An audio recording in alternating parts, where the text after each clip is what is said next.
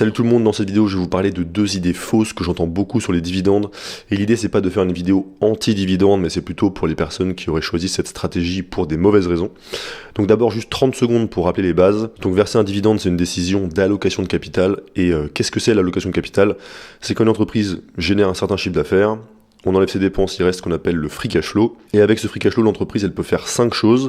Donc elle peut d'abord réinvestir sur elle-même, elle peut faire des acquisitions d'autres entreprises, elle peut rembourser sa dette, elle peut racheter ses propres actions, ou bien elle peut verser un dividende à ses actionnaires. Donc maintenant, le premier argument que j'ai beaucoup lu et entendu sur l'intérêt des dividendes, ce serait que les dividendes permettraient de profiter des intérêts composés. Donc en gros, l'entreprise nous verse un certain dividende, on le réinvestit, et comme ça fait grossir la boule de neige, et ainsi de suite. Mais ça, c'est une idée qui est fausse, donc on va voir ça avec un exemple chiffré. Donc on va considérer deux entreprises qui sont strictement identiques, entreprise A et entreprise B. Elles génèrent en année 0 1000 euros ou dollars de free cash flow. Elles ont le même ROE ou ROIC ou ROCE de 20%. Donc ça, c'est le retour sur investissement qu'elles obtiennent en réinvestissant. On va considérer que le nombre d'actions ne bouge pas et qu'elles n'émettent pas de dette. Donc entreprise strictement équivalente, sauf un détail.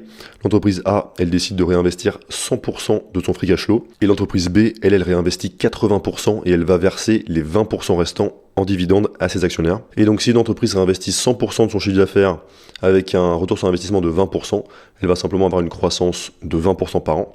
Donc on arrive à 6192 au bout de 10 ans. Et déjà la première chose qu'on remarque, c'est que même si cette boîte, elle ne verse aucun dividende, les intérêts composés, ils ont quand même lieu. Simplement, ça reste au sein de l'entreprise, mais ça va se retranscrire au niveau de la valeur de l'entreprise.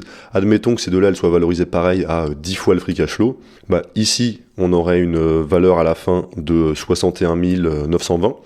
Et à droite, on aurait une valeur de 44 110. Donc les dividendes et les intérêts composés, en fait, ça n'a rien à voir. Dans tous les cas, une entreprise qui réinvestit ou un particulier qui réinvestit, peu importe tant qu'on réinvestit, ça va créer un effet boule de neige. Et donc il n'y a pas besoin que cet argent nous soit versé pour qu'il ait lieu. Et donc si on regarde l'entreprise B qui a réinvesti 80%, donc un ROE, ou ROIC ou ROCE de 20%, elle va pas avoir une croissance de 20% par an, elle va avoir une croissance de 16% par an. Donc on arrive à la fin, au bout de 10 ans, à un free cash flow de 4411, et on voit qu'on est à peu près à 30% en dessous de la première entreprise, et donc ça veut dire qu'à multiple de valorisation égale, donc par exemple 10 fois le free cash flow, et la capitalisation boursière de l'entreprise B, il serait 30% plus bas que celui de l'entreprise A, et donc le prix de l'action, puisqu'on a dit même nombre d'actions, etc., le prix de l'action de l'entreprise B serait 30% en dessous de l'entreprise A. Mais deuxième point par rapport à ça, donc on peut se dire, cet argent il n'a pas disparu, c'est juste qu'il n'est pas réinvesti dans la boîte, donc il ne fait pas croître la boîte, cet argent il nous est versé, et si on prend le cas où on est taxé à 0%, donc par exemple dans un PEA, mais bon, ça nous coupe des actions américaines, donc c'est pas terrible. Et bien, dans ce cas, si on avait réinvesti au fur et à mesure les dividendes dans la même boîte, on serait arrivé à égalité avec l'entreprise A. Donc dans ce cas-là, pas de problème.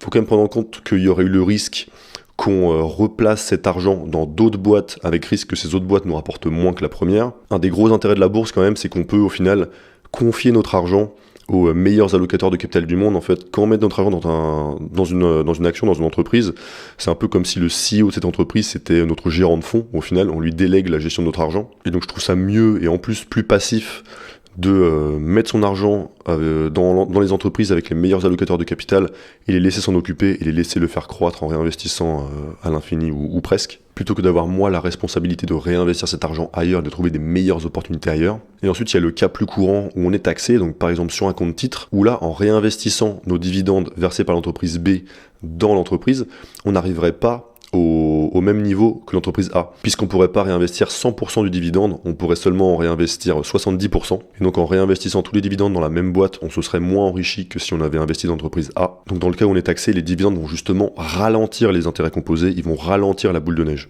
Et l'idéal pour profiter justement des fameux intérêts composés, c'est de trouver des boîtes qui sont capables de réinvestir leur free cash flow avec un retour sur investissement très élevé, et qui vont donc pouvoir avoir des bonnes croissances. Et c'est ça qui va faire croître notre patrimoine le plus fort et le plus vite. Et la deuxième idée qui est pas complètement fausse mais qui est un peu trompeuse, c'est investir dans les dividendes pour avoir un revenu passif. Alors si on cherche à avoir des revenus passifs à court terme Dans ce cas, effectivement, c'est pertinent. Et voilà, quelqu'un qui a envie pour je ne sais quelle raison d'être rentier ou pour, je sais pas, un sentiment de sécurité, d'avoir des revenus totalement passifs le plus tôt possible. Dans ce cas-là, investir dans des boîtes qui versent des dividendes, c'est pertinent. Mais si, comme la plupart des gens, vous n'avez pas besoin de dividendes aujourd'hui, mais c'est plutôt pour plus tard, pour votre retraite, ou pour dans 10, 20, 30, 40 ans, peu importe. Dans ce cas-là, il faut être conscient que les entreprises qui vous verseront les plus gros dividendes dans, par exemple, 20 ou 30 ans, c'est des entreprises qui, aujourd'hui, n'en versent pas. Parce qu'une entreprise, ça a un cycle de vie. Donc, au début, quand elles sont petites, elles vont avoir tendance à réinvestir la totalité.